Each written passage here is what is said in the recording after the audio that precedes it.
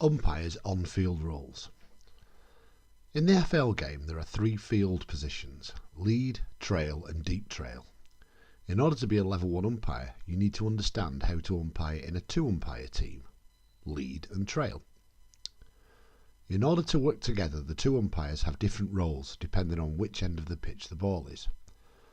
At one end of the field an umpire will be lead and at the other end trail.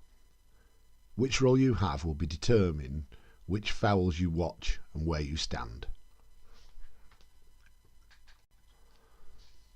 The lead umpire should watch for on-ball fouls and follow the ball, determining any goal line or backline calls and calls on the sideline closest to them.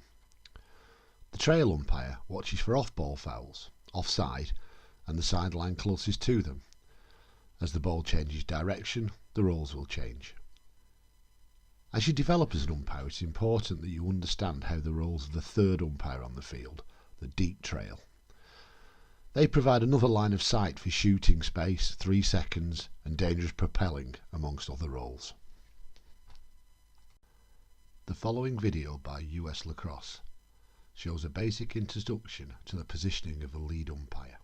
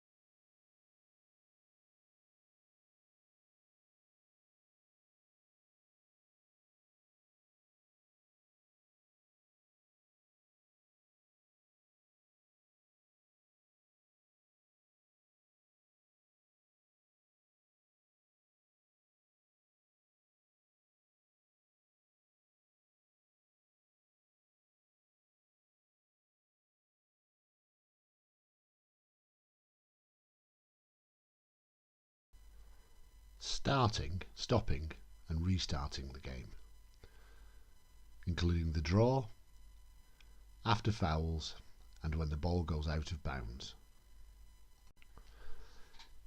Each half of the game, overtime periods and after each goal, the game is started with a draw.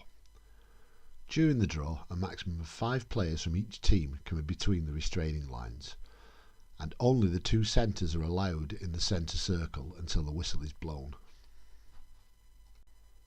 All the other players must be below the restraining lines until the whistle sounds. The centre players hold their sticks parallel to each other and back to back. Both shafts and head must line up on a vertical plane above the centre line, with the right side wall closest to the ground. The player's hands must not touch the plastic of the stick. The lead umpire places the ball between the sticks in the upper half of the head.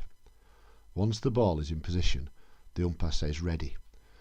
From that point, the player must remain still. They may move their heads in order to watch the umpire. On the whistle, both players must move their stick up and away from one another. The ball must travel above the heads of both players, and the other players may then enter the circle. See minor foul presentations for more details on the draw.